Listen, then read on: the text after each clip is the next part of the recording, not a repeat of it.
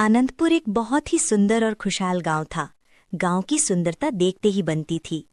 गांव में सभी लोग मिलजुल कर रहा करते थे। यही आनंदपुर में देवानंद अपनी पत्नी मालती और 9 साल के बेटे नीरज के साथ रहता। देवा खेती करता था और उसी से गुजारा चलता था। मालती जल्दी से पोटली में खाना बांधकर देवा को देती है।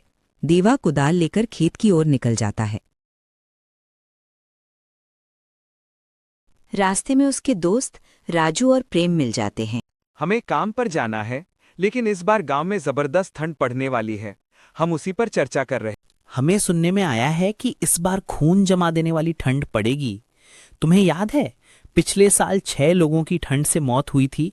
इस बार तो उससे भी ज्यादा भयंकर ठंड। अरे अभी तो मैं भी नहीं जानता इसका क्या उपाय है, पर सोचा जाएगा। अभी मैं खेत जा रहा हूँ, बहुत काम है और देर हो चुकी है। देवा आगे बढ़ जाता।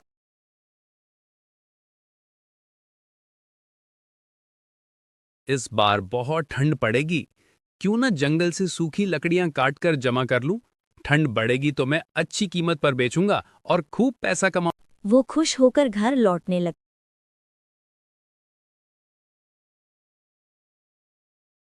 अजी, आज आप खेत से जल्दी लौट आए? कोई दिक्कत? नहीं, मैं राजू और प्रेम से मिला था। उन्होंने बताया कि बहुत ठंड पड़ेगी, इसलिए मैं जंगल से सूखी लकड़ियां काटकर जमा करूंगा और ठंड में बेचकर पैसा कमाऊंगा। बात तो सही है। मानना पड़ेगा देवा, आपका दिमाग बहुत तेज चलता है। हाँ, और ध्यान रहे ये बात किसी को मत बताना, वरना सब योजना खराब हो जाएगी। अरे मैं किसी को कुछ नहीं बताऊंगी। दोनों हंसते हैं। देवा कुल्हाड़ी लेकर जंगल की ओर निकल।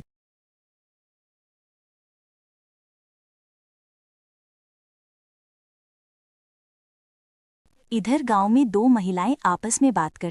चिंता किस बात की? तुम वैसे भी 15-20 दिन में नहाती हो। और तुम रोज नहाती हो क्या? फिर भी मैं तुमसे सुंदर। देवा रोज जंगल जाकर सूखी लकड़ियां काटता है। एक दिन राजू और प्रेम उसे रोकते हैं। देवा भाई, रोज इतनी लकड़ियां? क्या भाभी रोज चूल्हा चला रही हैं? अरे नहीं भाई, मुझे रोज नए नए पकवान खाने की आदत है, इसलिए मेरी पत्नी को कुछ ज्यादा लकड़ियां लगाती हैं, इसीलिए मुझे रोज लकड़ियां काटने जाना पड़ता है। देवा बहाना बनाता है, पर दोनों को कुछ गड़बड़ लगती है, लेकिन चुप रहते हैं। लेकिन वो ज्यादा इस चीज पर ध्यान नहीं देते हैं। कुछ दिन बीते। सर्दी आ चुकी थी। चारों तरफ कोहरा ही कोहरा था। हर कोई सर्दियों से बचने के लिए आग का सहारा ले रहा था। कुछ दिन बाद उसके घर के बाहर बोर्ड। गांव वाले परेशान होकर आपस में बातें करते हैं। भाई, देवा तो हमें लूट रहा है। जंगल से फ्री की लकड़ी 5 रुपए में बेच रहा है। हाँ भाई, हमें से कोई भी देवा से लकड़ी नहीं खरीदेगा, बल्कि हम खुद जंगल में जाकर सूखी लकड़ियां कल काट के लाएं। सभी गांव वाले फैसला करते हैं कि अब वे खुद जंगल से लकड़ी लाएंगे। अरे मालती, गांव वाले कल लकड़ी काटने जा रहे हैं। मेरा पूरा व्यापार खत्म हो जाएगा। अब मैं क्या करूंगा? मेरी पूरी मेहनत बर्बाद हो जाएगी। हे भगवान, अब तो ही कुछ कर। काश कोई चमत्कार हो जाए कि वे जा न पाएं। हे भगवान, तू भी अब कुछ चमत्कार दिखाओ, वरना हमारी रोजी रोटी कैसे चल पाएगी। काले बादल छा जाते हैं। तेज बारिश होती है। सारी सूखी लकड़ियां भीग जाती हैं। गांव वाले लकड़ी काटने नहीं जा पाते। देवा और मालती खुश हो जाते हैं। अब मैं लकड़ी 5 रुपए नहीं 10 रुपए किलो बेचूंगा, तब इन गांव वालों की अकल ठिकाने आएगी। बहुत चालाक बनते। नहीं, ये गलत है। भगवान ने मदद की है, इसका फायदा मत उठाओ। हमें गांव वालों की मजबूरी का फायदा नहीं उठाना चाहिए। हम 5 रुपए में ये लकड़ी बेच के फायदा कमा सकते हैं। मुझे तुम्हारी राय की जरूरत नहीं, दाम 10 रुपए ही होंगे। अब देखता हूँ कि अब गांव वाले क्या करेंगे। देवा बोर्ड बदल देता है। देख रेखा, ठंड कितनी बढ़ गई है। हमारे पास लकड़ी नहीं है। अब हम कल किस चीज से आग जलाएंगे?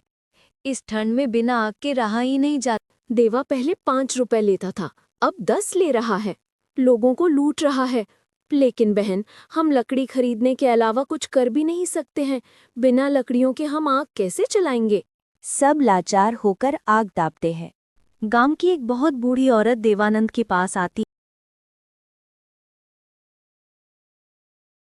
बेटा, मुझे बहुत ठंड लग रही है, थोड़ी लकड़ी दे दो, मेरे पास पैसे नहीं है। माफ करिए दादी, मैं मुफ्त में नहीं दूंगा। मैंने ये लकड़ियां बहुत मेहनत से जमा की हैं, इसलिए मैं एक भी लकड़ी मुफ्त में नहीं दे सकता हूँ। अगर आपके पास पैसे हैं तो 2 और लकड़ियां ले जाओ। मैं दूसरे गांव जा रहा हूँ, किसी को मुफ्त में लकड़ी देवा के जाने के बाद नीरज ठंड से परेशान होता है। वो मासूमियत में एक लकड़ी में आग लगा देता है। सारी सूखी लकड़ियां जल उठती हैं। घर में भीषण आग लग जाती है। कोई गांव वाला मदद नहीं करता। आग में नीरज की मृत्यु हो जाती है। मालती बेबस रोती रहे।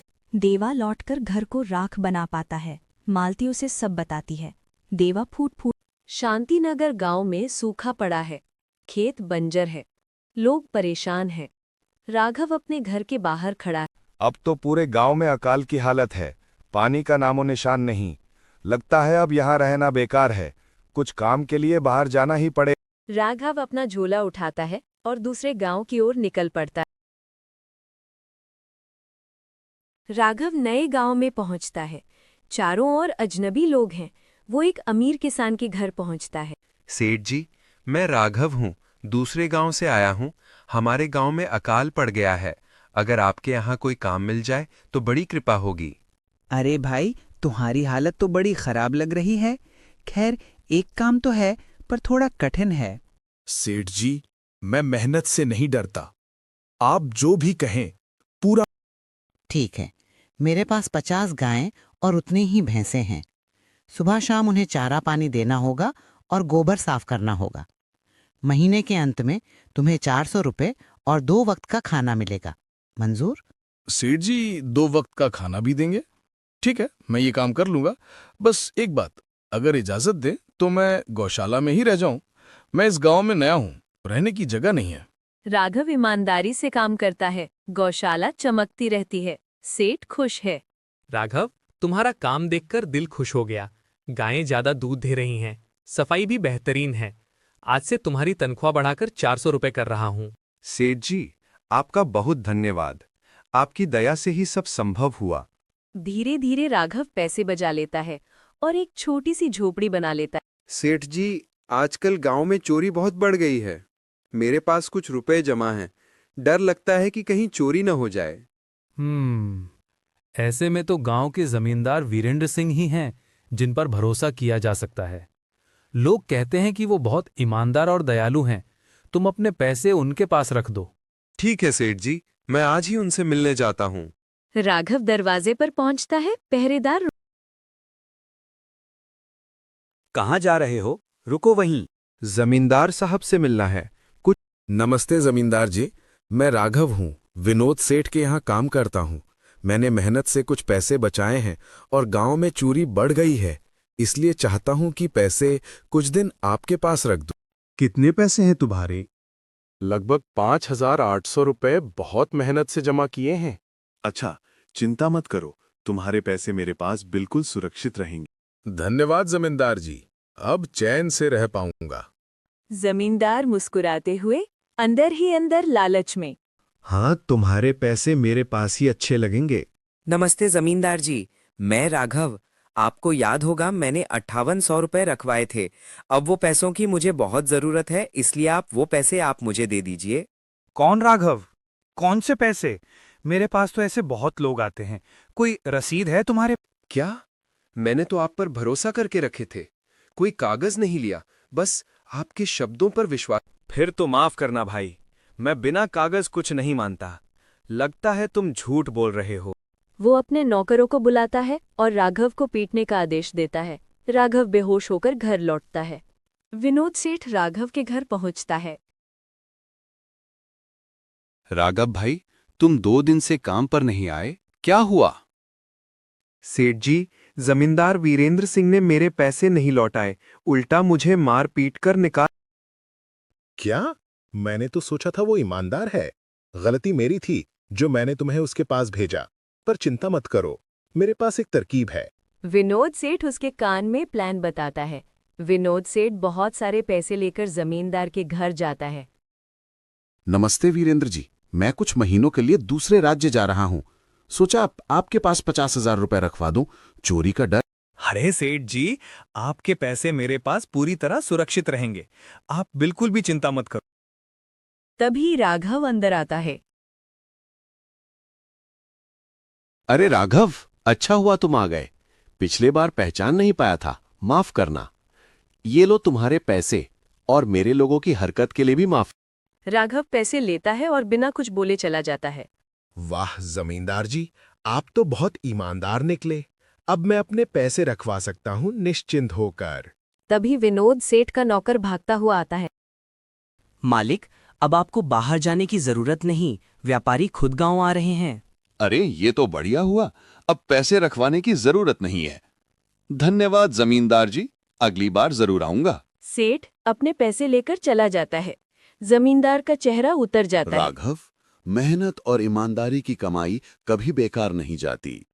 जो धोखा देते हैं उनका अंत हमेशा बुरा होता है।